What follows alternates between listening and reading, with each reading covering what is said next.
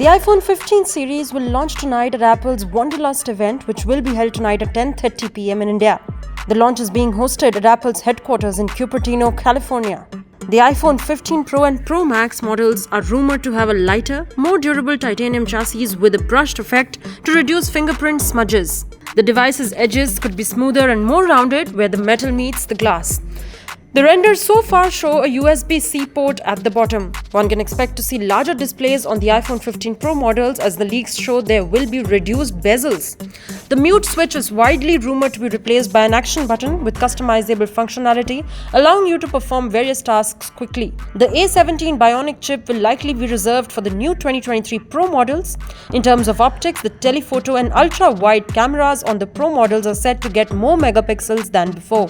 Apple is expected to offer faster wireless charging speeds across the entire iPhone lineup, coupled with a more repairable design.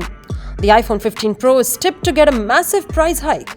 The Pro model is set to get a $100 price hike, and the Pro Max may get a $200 increase. So the price might be decreased to $1,099, that is roughly 91,000 rupees.